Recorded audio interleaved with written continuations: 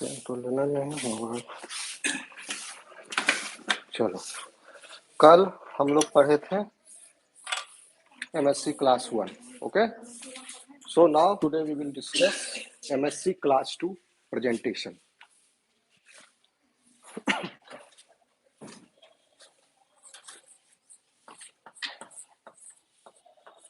How peptides are processed and presented with MSc Class 2.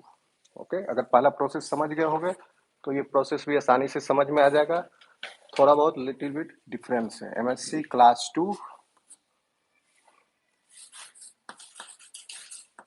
and antigen presentation. जब हम कह रहे हैं एंटीजन प्रेजेंटेशन तो आप सिलेबस में प्रोसेसिंग एंड प्रेजेंटेशन है, बोथ आर इंक्लूडेड। यहाँ antigen presentation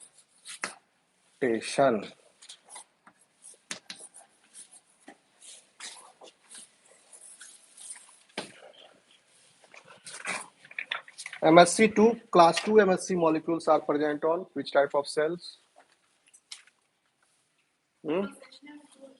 Professional antigens, professional antigen presenting cells. ठीक है, कौन कौन है professional antigen presenting sales? Yes, macrophages, dendritic cells, and there is one more, B cell. It's B cell. B lymphocyte is also antigen presenting cell. इसके अलावा MHC, so these are professional antigen presenting cells. इसको antigen present करने के लिए class 2 MH molecule express करने के लिए कोई एक्सटर्नल फैक्टर की आवश्यकता नहीं है। They are meant for this, they will do this independently. But other cells, some somatic cells like mesenchymal stromal cells,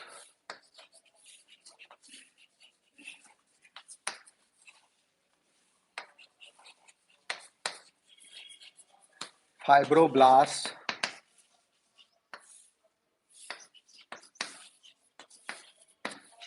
epithelial cells,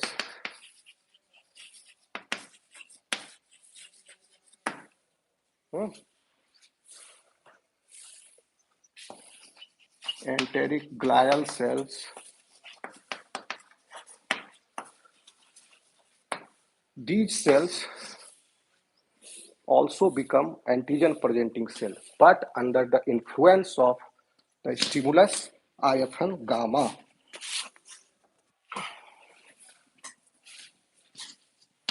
Under IFN gamma stimulus, these cells will become antigen presenting cells, professional antigen presenting cells. They will function as, okay, and rest of the cells, nucleated cells in the body, glial cells. Yes. Okay, intestine में है, epithelial cells skin में है, mucosal lining में, internal lining में, fibroblast lung में है. Okay, mesenchymal stromal cells this present in the connective tissue पूरे body में. एंड MSc क्लास अदर जो सेल्स हैं हमारे बॉडी में, all the nucleated cells, they do not express MSc class 2. All the nucleated cells in our body, all the somatic cells in our body express MSc class 1. Difference समझो. तो कहने का मतलब ये प्रोफेशनल एंटीजन प्रेजेंट, क्या macrophage पर class 1 होगा? Yes, class 1, क्योंकि ये भी न्यूक्लिएटेड सेल है. जितना भी न्यूक्लिएटेड सेल्स है सब पर क्लास 1 है. In addition to that MHC2 also is there. इस पर क्लास 1 and class 2 both. इस पर class 1 class 2 both. When these cells become stimulated by this cytokine IFN gamma produced by the macrophage, these cells will also become, they will also start expressing in addition to class 1 class 2 as well. Okay, and the rest of the cells, they will not express MHC class 2 even under the influence of alpha and gamma. Those cells, large repertoire of those cells are only expressing MHC class 1, interferon gamma. Is this clear to you? Okay. If this is clear to you, then you will easily understand. Then you should learn now. हाँ, कुछ पूछना है तो पूछो. Yes, alpha and gamma के presence में. Okay. Yes. ठीक आ रहा है इसमें. ठीक है, अब देखिए. Next what happens.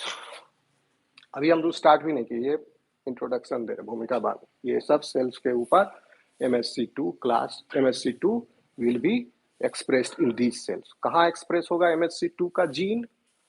डीएनए में. उसका ट्रांसक्रिप्शन हुआ, मैसेंजर आरएनए आया, कल बताए थे. जैसे MSC1 का हुआ, मैसेंजर आरएनए गया कहाँ? मैसेंजर आरएनए कहाँ गया? एंडोप्लाज्मिक रेटिकुलम में.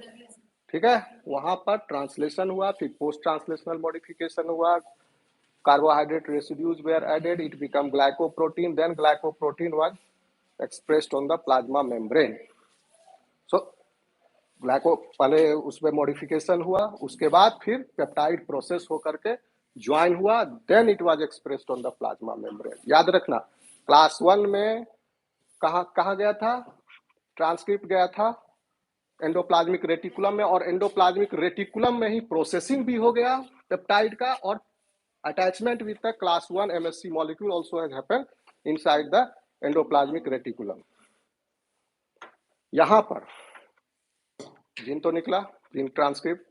ठीक है, मैसेंजर आरएनए एंडोप्लाज्मिक रेटिकुलम में गया, उसके बाद एंडोप्लाज्मिक रेटिकुलम में assembly of MSC2 molecule has taken place.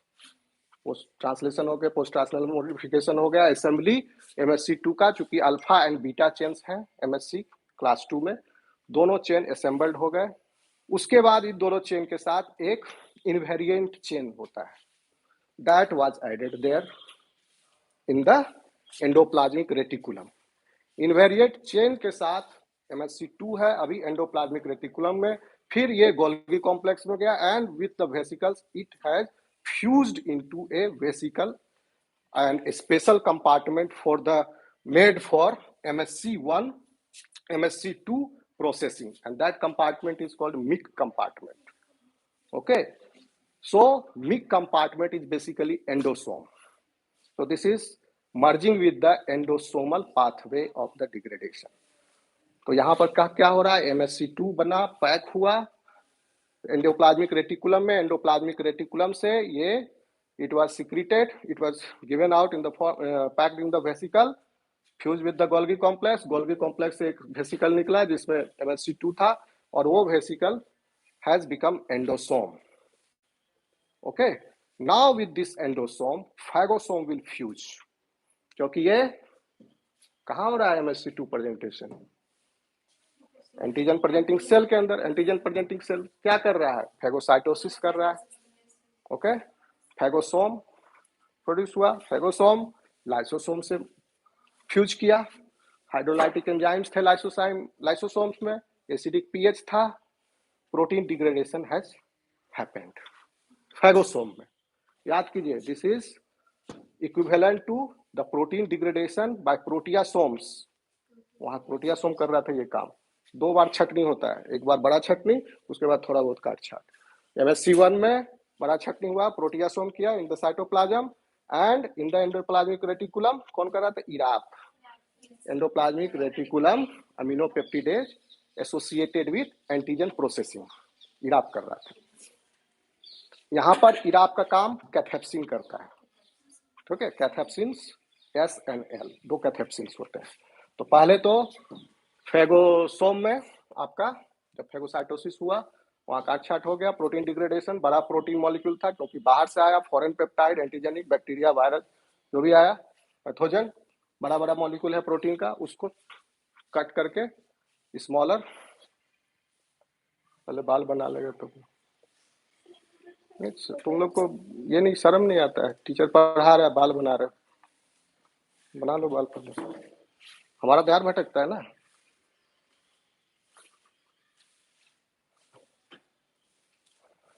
हो गया?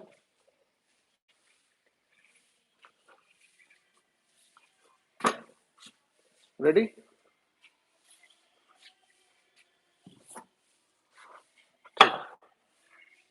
कहाँ पर थे?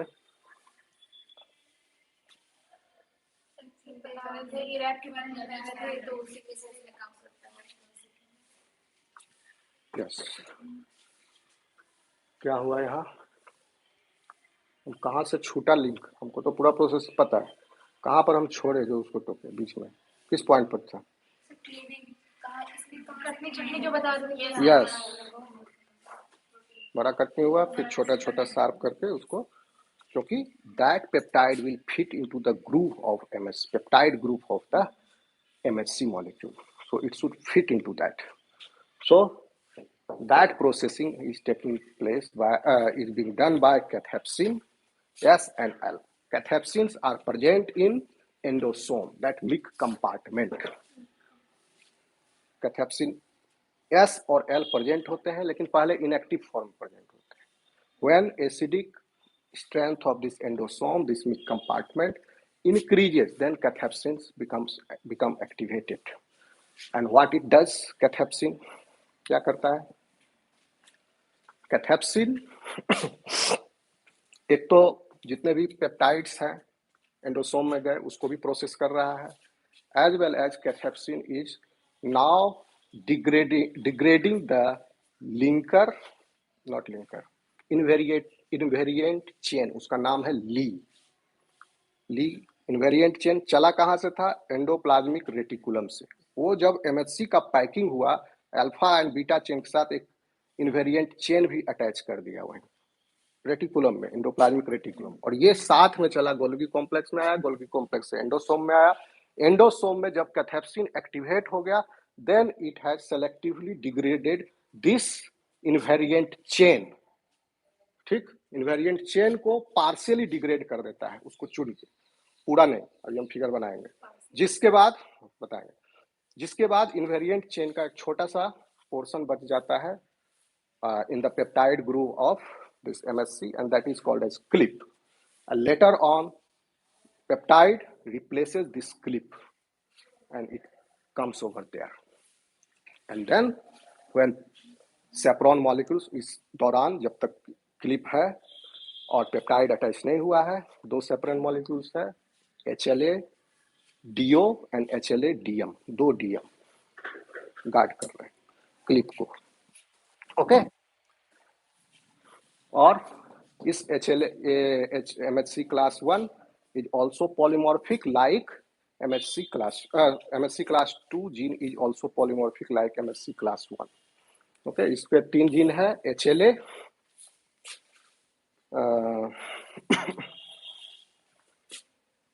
हाँ, HLA DR, HLA DQ and HLA DP,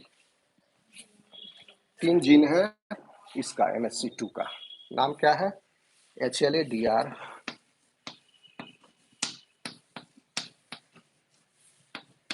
HLA DQ, HLA DP। Okay,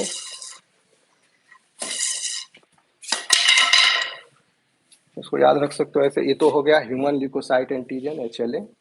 MHC के जीन को HLA बोला जाता है। HLA जीन बहुत तरह के, many types of HLA, and her type का बहुत सारा एलील्स है। तो डॉक्टर DQ का DP ऐसे याद रखोगे, HLA सब में कॉमन, डॉक्टर DQ का DP, और उसको दो HLA सेप्रॉन्स जो स्टेबलाइज किया था MHC को before binding to the peptide complex, दो DM, तो उसका HLA जीन है। इसको कंफ्यूज मत करना, ये जीन इसका जीन नहीं है, that gene is belonging to chaperone molecule. Chaperone कल यही पूछ रहे थे शायद, हम वीडियो देखे तब समझ में आया, तुम लोग बार बार पूछ रहे, ये हुआ इस पहले में। These are the class of protein molecules which guide other proteins to fold correctly. Bacteria में इसी प्रोटीन को हीट शॉक प्रोटीन कहा जाता है, HSP. तो इसका HLA, ये सेप्रोन दो, वहां पर कितने सेप्रोन थे MHC1 में? 4 थे, टैपासिन, ओके, और PDI protein disulphide isomerase, tapasin, ERP57 and calnexin. तो पहला वाला हो गया जो हैवी चेन को स्टेबलाइज करता है. पहले जब दोनों चेन आ गए in close contact, then tapasin, PDI and calreticulin and ERP57. Calnexin and calreticulin दोनों अलग अलग है, ओके. ह्यूमन ल्यूकोसाइट एंटीजन, ठीक है. यहां पर सेप्रोन है HLA, DO and HLA DM. ये जीन है MSC क्लास 2 के हैवी चेन का. These 3 genes are there, and these 2 are the genes of the chaperone molecules which are stabilizing that MHC2 complex without peptide. 2 DM, doctor DQ DP. चलो, इतना समझ में आया? 12 बजे से मीटिंग.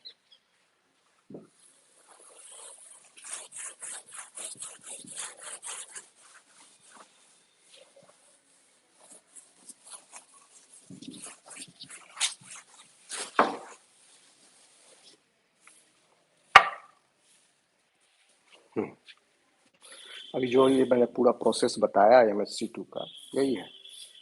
अगर इसको तुरंत तुम समझ जाओ तो क्लास टॉपिक ओवर. लेकिन समझा नहीं होगा, हमको पक्का पता है नहीं समझा होगा कुछ, लेकिन फिर भी बोल दिया, रिकॉर्ड हो गया. देखोगे दोबारा, अभी पिक्चर बताएंगे, यहाँ समझ में आ जाएगा.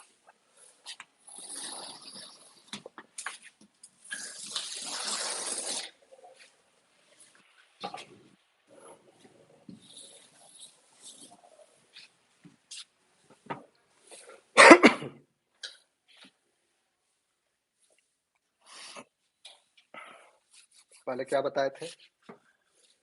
स्टार्ट करो जर्नी शुरू से. पैदा हुआ MHC, कहाँ पैदा हुआ? इसका ट्रांसक्रिप्ट कहाँ पैदा हुआ?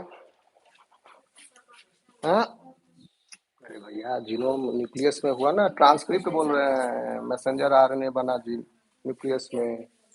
कहाँ बनेगा ट्रांसक्रिप्शन? न्यूक्लियस में होता है ना. ठीक है, ट्रांसक्रिप्शन हुआ. Now this transcript has gone inside endoplasmic reticulum. Endoplasmic reticulum से ये असेंबल होगा alpha and beta chain with Li protein. Okay, Li protein मतलब इनवेरिएंट चेन. अब देखो, सपोज करो ये एंडोप्लाज्मिक रेटिकुलम में इसका ट्रांसलेशन हो गया, पोस्ट ट्रांसलेशनल मॉडिफिकेशन हो गया, पैकिंग हो गया, and it is packed in the vesicle. Okay, इस वेसिकल को हटा ही बड़ा ही बना देते हैं. सपोज इतना बड़ा एंडोसोम नहीं होता है, लेकिन अभी आपको समझाने के लिए बनाना पड़ रहा है. ठीक है, तो पहले है आपका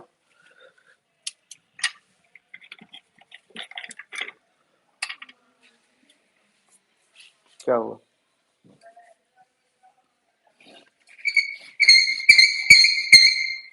दोनों चेन मोर और लेस बराबर है. अल्फा उसमें एक छोटा था बीटा वाला, जिसको बीटा 2 माइक्रोग्लोबुलिन कह रहे थे MHC1 में.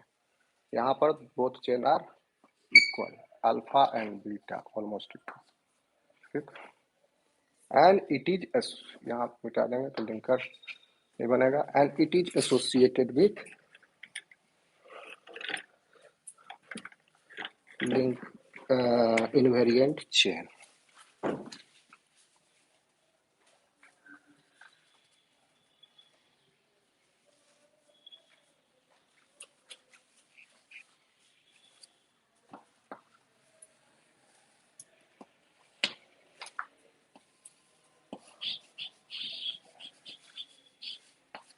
And this chain is masking this peptide binding groove in MSC2. This is Li, Li invariant chain, and this is MSC2 after assembly. It is associated with invariant chain. यहीं तक है, plasma membrane के बाहर नहीं है.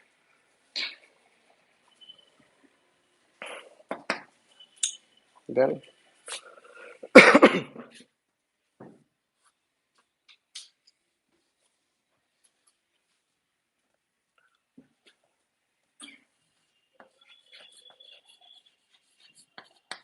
cathepsins S and L.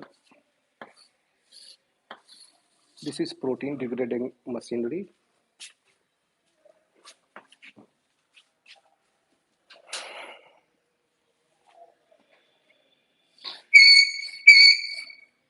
थोड़ा दूर बनाता हूँ तो ये सट जाएगा इसमें.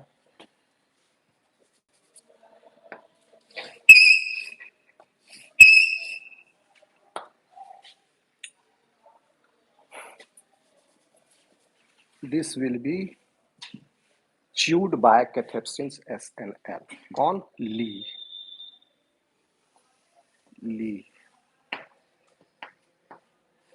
तो ऊपर में छोटा सा क्लिप बच गया, इसको बोलते हैं क्लिप. क्या फुल फॉर्म है? MSc क्लास 2 ली, MSc क्लास 2 एसोसिएटेड ली, रेसिडुअल MSc क्लास 2 एसोसिएटेड ली पेप्टाइड. ठीक है, तो इतना लंबा याद करने की जरूरत नहीं है, क्लिप याद हो जाएगा. बाल में लगाते हो, यहाँ भी माथा पर लगा हुआ इसका. CLIP is masking the peptide groove. क्या फुल फॉर्म है? Class 2 associated MSc class 2 associated ली पेप्टाइड. जब ये क्लास 2 क्लिप से एसोसिएटेड है, that time it is being stabilised by 2 chaperones, जो बताया अभी, 2 DM. These chaperone molecules are integrated in the small part is integrated in the membrane of endosome, both side.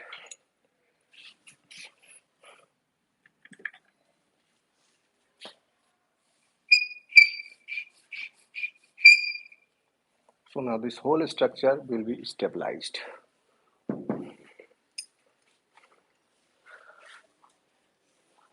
This is DO, this is DM. Full form is HLA DO, HLA DM. Protein product है इसलिए DO लिखे, DM लिखे. इसका gene लिखते तो HLA DO, HLA DM. यहाँ तक कोई दिक्कत?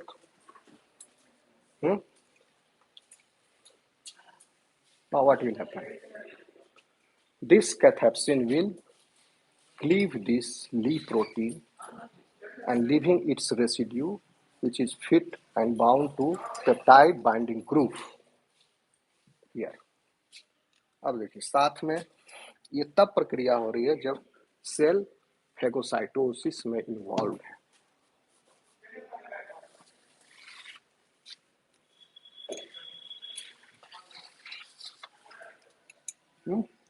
पैथोजन आया inside, this will be degraded, phagocytosis, phagosome से में फिर लाइसोसोम फ्यूज किया, चलते जा रहा है lysosome. Now this will fuse with this and it will deliver its antigenic peptide loads into the endosome. एक पहला क्लीवेज हो गया यहाँ पर जब लाइसोसोम के साथ फ्यूज किया एसिडिक एनवायरनमेंट में, एंड प्रोटीएजेज थे, प्रोटीएजेज ऑल्सो क्लीव देम. पहला कटिंग हो गया, फिर प्रोसेसिंग के लिए it has fused with this MIIC compartment MSc class 2 associated compartment make endosome.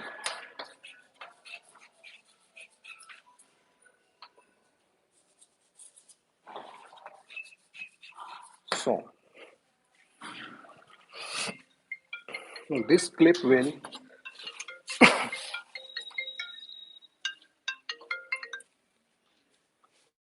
Hello hello प्रणाम प्रणाम। क्लास में क्लास के बाद कॉल करें। हाँ हाँ पता चला हमको। हाँ हाँ रखते हैं। क्लास के बाद क्लास में ले क्लास। सर ये जो साइकिल है वो जो MSc क्लास 1 में जो डिग्रेड हो चुका है थोड़ा उसका ही आगे इसमें प्रोसेस होता है सर। चलिए समझे फिर से क्या पूछा? वो जो सर जो साइकिल है उसमें आप बोल रहे हैं कि एजेस है उसको डिग्रेड थोड़ा पोस्ट कर हाँ हाँ वही हो रहा है। ये this is endocytic pathway. Lysosome fuse हुआ, फेगोसोम से लाइसोसोम अपना कंटेंट डिलीवर कर दिया, मिल गया। तो इसमें सुसाइडल बैग है ना लाइसोसोम, फ्यूज कर गया। तो उसके बाद इसके अंदर जो भी रहेगा कंपाउंड या पैथोजन या सब्सटेंस मॉलिक्यूल उसको it will degrade. Okay, first level of degradation हो गया। Now this endosome will fuse with this weak endosome. वो विंडोसोम मतलब फ्यूज होने के बाद वो फैगोसोम हो जाएगा। एंडोसोम भी कर सकते हैं, फैगोसोम भी कर सकते हैं। ठीक, phagosome, lysosome and phagosome fuse होने के बाद फैगोसोम के बाद फ्यूज होने के बाद फैगोसोम्स फैगोसोम पहले ही समझ। फैगोसाइटोसिस हुआ, फैगोसोम आया, लाइसोसोम से फ्यूज फ्यूज किया, हुआ, उसके बाद फैगोलाइसोसोम आया। फैगोलाइसोसोम लाइसोसोम से फ्यूज करेंगे and phagolysosome fuse with this endosome. तो अब कंटेंट डिलीवर किया। एंडोसोम में भी एसिडिक एनवायरनमेंट आ गया and because of that acidic environment cathepsins got activated. ये एक्टिवेट होने के बाद इसको इनवेलिएट चेन को छटनी करके क्लिप बना दिया और यहाँ जो प्रोटीन फ्रेगमेंट्स जनरेट हुए थे उनको भी ये कैथेप्सिन्स विल डिग्रेड। इसको फर्दर प्रोसेस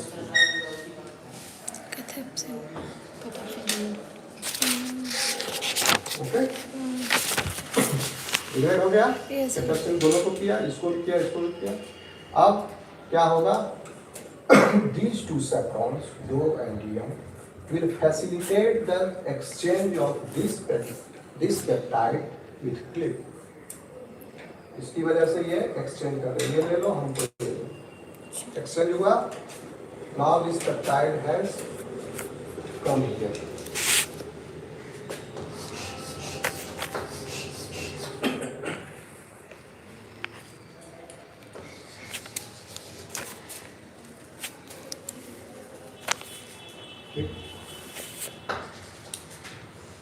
बस सिंपल डायग्राम आ गया। क्लिप जो है डिफ्यूज कर दिया, डिफ्यूजे जावे।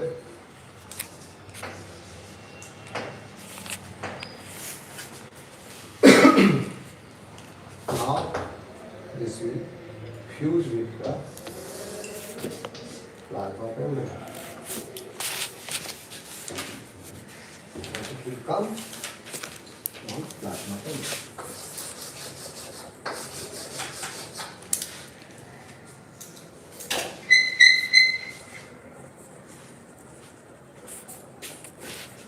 सिंपल तो है।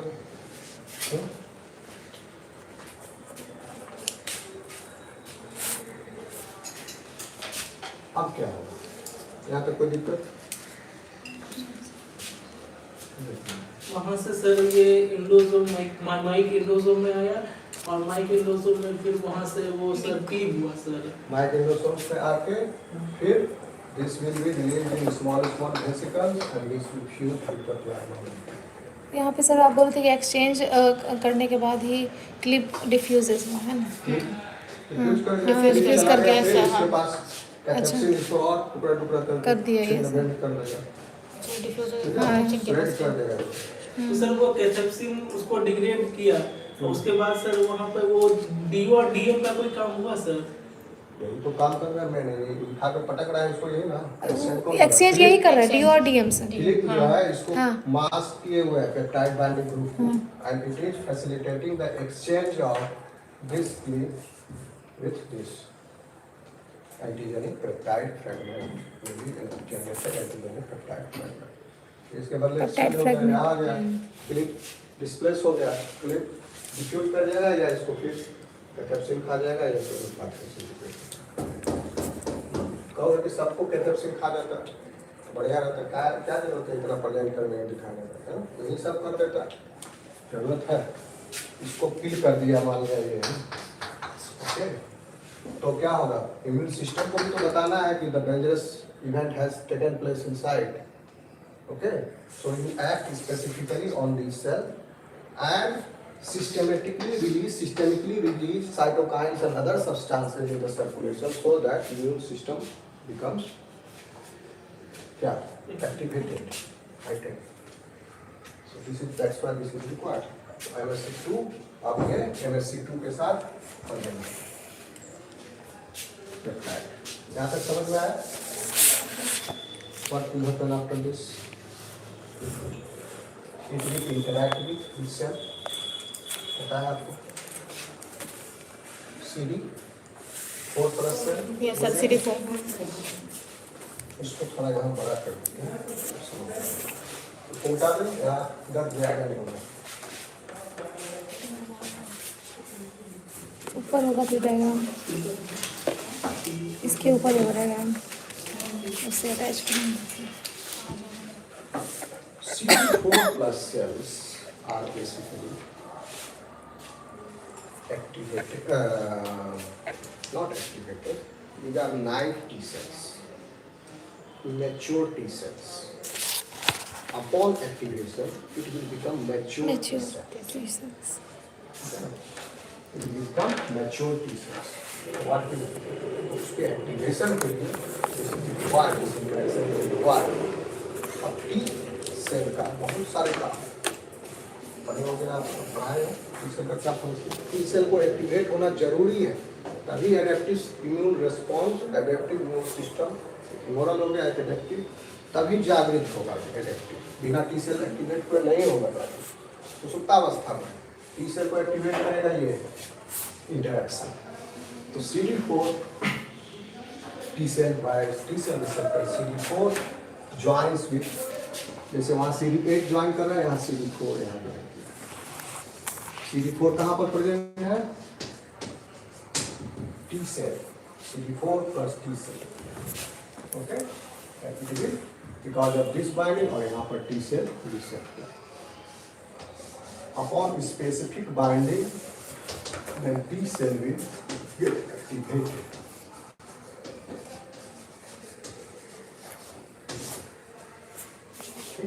Activation होने का क्या मतलब हुआ? Now this cell will differentiate into other cell types. वहाँ पर cytotoxic T cell activate हुआ, and that cytotoxic T cell is releasing endotoxins like perforin, granzymes. यहाँ पर क्या करेगा? CD4 plus T cells को activate किया.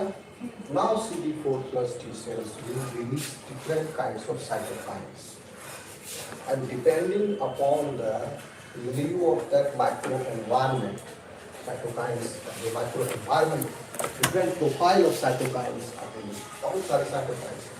इस समय ये cytokine, suppose करो this is bacterial in origin, this antigen, and different kind of cytokines. If this is fungal in origin, different kind of cytokines. Okay, so depending upon that, the T cells, CD4 T cells will release cytokines. ठीक है, complex है, सब लोग cytokines release करता है. उस cytokines के influence में back CD4 T cell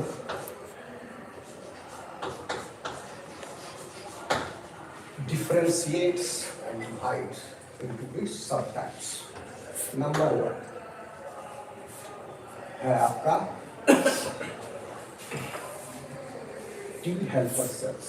1 TH1, number 2 TH2, number 3 TH17, number 4 TH regulatory, T regulatory. ये चलेगा नंबर जहाँ तक उसमें T regulatory and then follicular T cells. T F T H और भी तरह के हैं, बट ये 5 जो है इम्पोर्टेंट, सब इम्पोर्टेंट है। जैसे डिस्कवरी हो रहा है और कैसे ये follicular T cell होने के बाद different types of cell population में डिफरेंशिएट कर जाता है। हर पॉपुलेशन का अलग अलग काम है। क्या काम है? क्या काम है? And all these are CD4 सब TH कब आया? जब APC प्रेजेंट करके दिया एंटीजन, उसके बाद जब एक्टिवेट हुआ उसके बाद से बाहर हम निकल। Yes sir, yes sir. तो सब यहाँ पर खत्म कर लीजिए। हाँ वो खत्म हो गया। फिर इसके बाद क्या?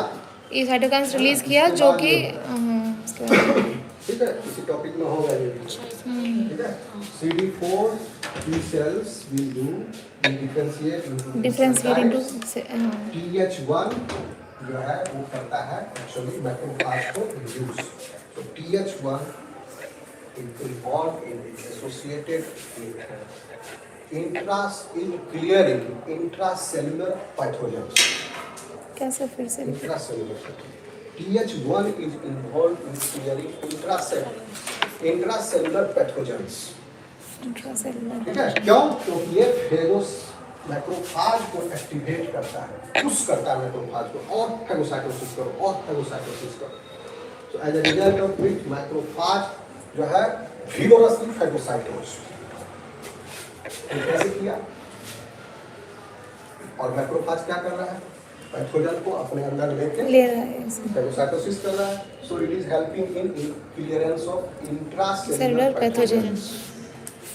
दो तत्व। After the clearance of intracellular pathogens, if the heightened response of TH1 cells is remain in the circulation, then what will happen? It will cause adverse effect for the immunity. जब पैथोजन चैलेंज चला गया तो हमारा ये जो activate होने के बाद TH1 सेल्स, क्योंकि दी जाता है इफेक्टर सेल्स, जैसे काम हो रहा है तो मजदूर क्या है, वो इफेक्टर वो कर रहा है, दी जाता है इफेक्टर, ये सब गाइड कर रहा है, रिलीज कर रहा है, चलो अब तुम आओ तुम आओ तुम आओ, सबका अपना अपना प्रोफाइल है, उस हिसाब से they are getting recruited. So but these are the actually labourers, effector cells. So इनका मौजूद रहना सर्कुलेशन में खतरनाक है for a longer period of time. अगर इसको पैथोजन नहीं मिलेगा then they will start destructing our own cells. So that's why they needs to be cleared out from the circulation after the antigenic challenge has gone. So TH1 cells, that's why the TH1 cells, at one side during the time of infection, it is involved in the clearance of intracellular pathogens. But after the clearance, if it is remain there, then it is associated with organ-specific autoimmunity. Organ-specific autoimmunity. जैसे कोई किसी को हो जाता है अपने ही bone tissue के against autoimmunity, like rheumatoid arthritis. This will come that. The heightened response of TH1 cells remain in the circulation, that is cause organ-specific autoimmunity. समझ में आया? TH1 का रोल इतना डिटेल में बता रहे हैं आपको, नहीं तो और कंफ्यूज करोगे, सिर्फ फंक्शन बता रहे हैं। क्या क्या साइटोकाइन प्रोफाइल है उसको अभी मिस कर दी, इसकी बात नहीं देखी। अभी देखो TH2 सेकेंड, TH2 क्या करता है? ये कोई इंट्रासेलुलर पैथोजन है, मैक्रोफेज को पुश कर रहा है और करो उसको। What this is doing? TH2 is clearing extracellular parasites like helminths. जब हम पैरासाइट बोलते हैं that means it is a multicellular, और जब पैथोजन बोलते हैं तो समझना यूनिसेलुलर है, मोटा मोटा। ठीक है, तो पैरासाइट एक्स्ट्रासेलुलर पैरासाइट्स का मतलब लार्जर ऑर्गेनिज्म जैसे किसी को टाइप 1 का इन्फेक्शन हो गया, एलिमेंट्री से इन्फेक्शन, ये सब this will come into the action for the heightened for the appropriate immune response. But heightened immune response even after the clearance of the parasitic challenge, if this remains in the circulation, then this will cause asthma.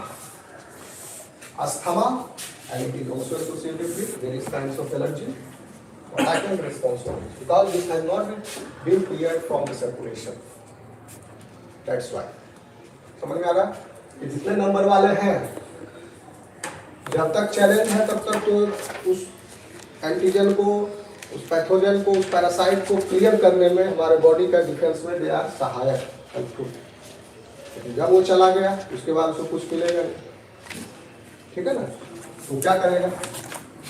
अपना ही घर छोड़ेगा। तो ये करता है TH70। इस तरह से हाई, याद रखें आसान है, इतने सब का heightened response will cause autoimmunity. बस याद रखें, इसमें heightened response will cause organ specific immunity, autoimmunity. इसमें heightened response will cause asthma and allergies. इसमें heightened response will cause autoimmune disorders. इसमें TH17, and what TH17 is doing? It is autoimmune disorders. First का क्या था sir? Cause, can you explain again? इसका first का TH1 TH1 multi organ specific autoimmunity. So heightened response of this TH2 will cause asthma, TH17 heightened response will cause autoimmune disorders, and normal response of this is they clear extracellular pathogens. ये extracellular parasites था। Sir ये TH17 के बारे में बताया ना? हाँ? ये तो पैरासाइट्स के बारे में वो बताया। पैरासाइट है। हाँ, हाँ, multicellular. Multicellular like helminths and all. TH17 Tapeworm and all.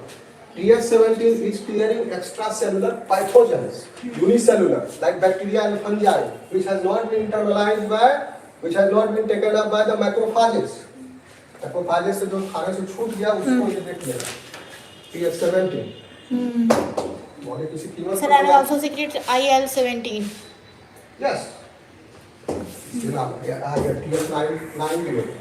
एक ही साइटोकाइन से कई तरह के साइटोकाइन, IL-2, बहुत alpha gamma IL-1, okay, TNF beta और भी वेरियस काइंड्स ऑफ एंडोटॉक्सिन है, पूरा हंड्रेड्स ऑफ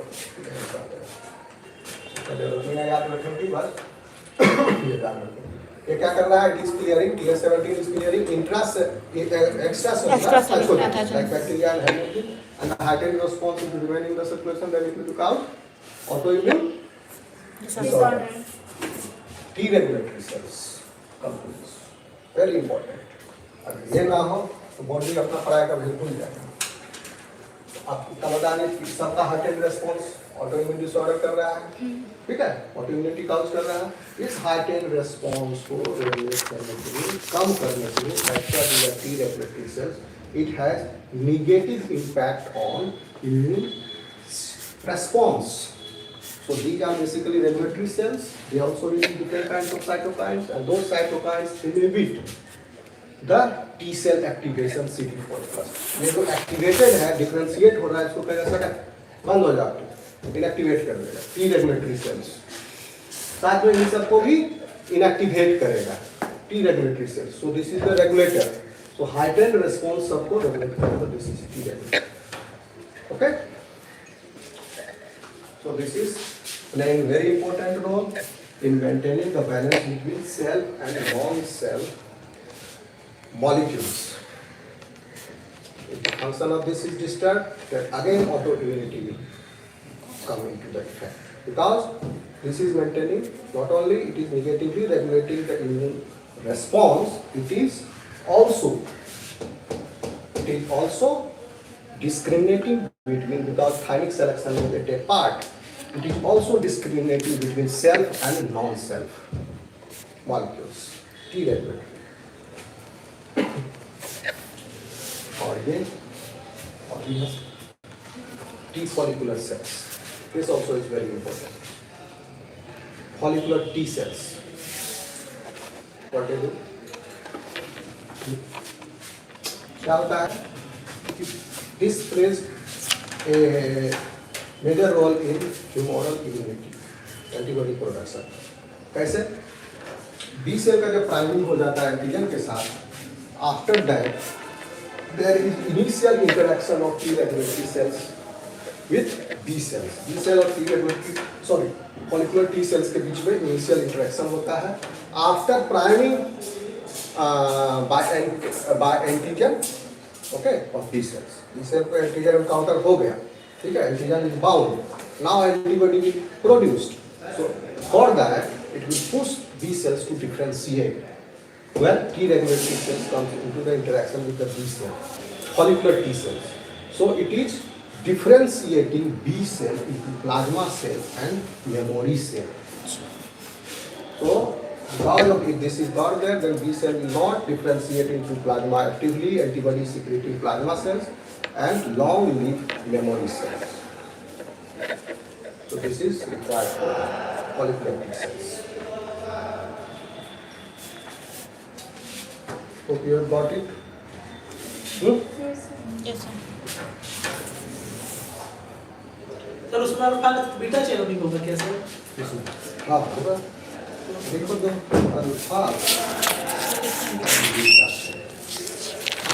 उसमें क्या पहले वाला इसमें हाँ यहाँ पे हाँ वहाँ भी रिलीज कर रहा है ना CD पर. असेंबली हो गया ना. ये assembly, this assembly has taken place in endoplasmic reticulum. दोनों सेम चीज है, उसी का अगला स्टेप वो आगे में हो रहा है. यही आगे बढ़ गया Yes, sir. yes, yes sir. Sir. हाँ, हाँ बढ़ते जाइए सर. यही बढ़ते करते जाना. करते वो सर फिर Yes, sir, वहाँ हाँ. बायोलॉजी का पिक्चर नहीं देखा किताब में. Yes, sir. कितना भी समझाना पड़ेगा. ये हुआ बाइंड किया. मैं तो कितना एक ये कितना गोला बना. ये ओके. तब वहाँ पे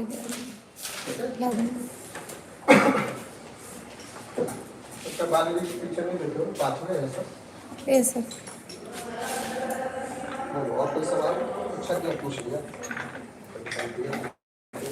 और कोई सवाल? लिखो फुल फॉर्म. ये MSc class 2 associated lip peptide. देखिए आप इसमें कितना डिफरेंस मिल रहा है एमएससी क्लास 1 के कंपैरिजन में. वहाँ पर Yes, sir. प्रोटियोम काम कर रहा था, यहाँ टेबलाइसोसोम में वही काम कर रहा है. वहाँ जो टीआरएफ कर रहा था, यहाँ कैपेसिटी कैपेप्सिन कर दिया. वहाँ जो कैपेसिटी और आपका ERP 57 PDI एंड कैलेक्टिकुलिन जो कर रहे थे, वो यहाँ पर 2 और DM.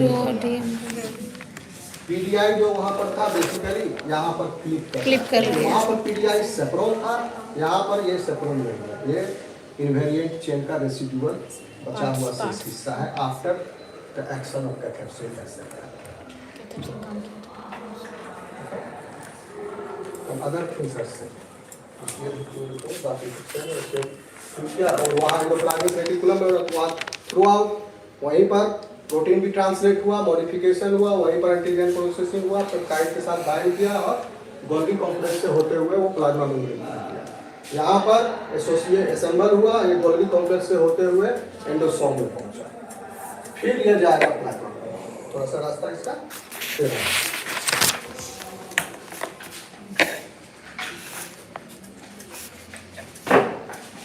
और कुछ.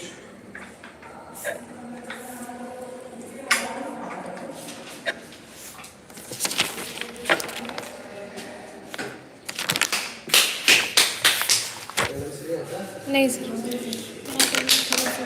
Seat attendance page.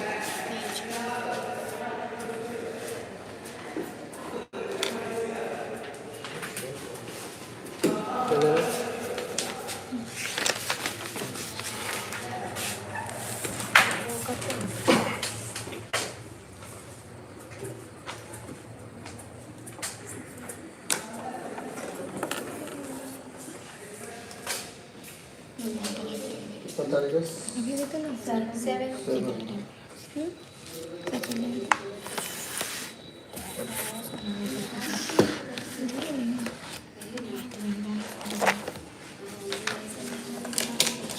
पर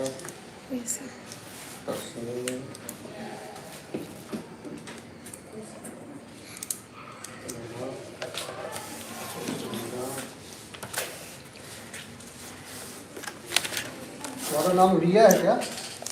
तुम ही रिया हो? Yes. रिया सावर। रिया?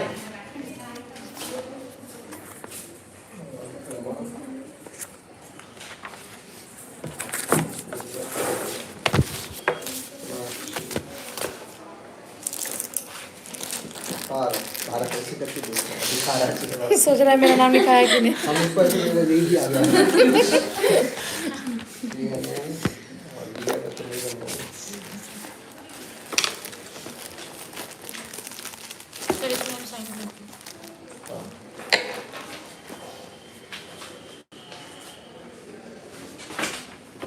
वो क्लास में है इसको बनने के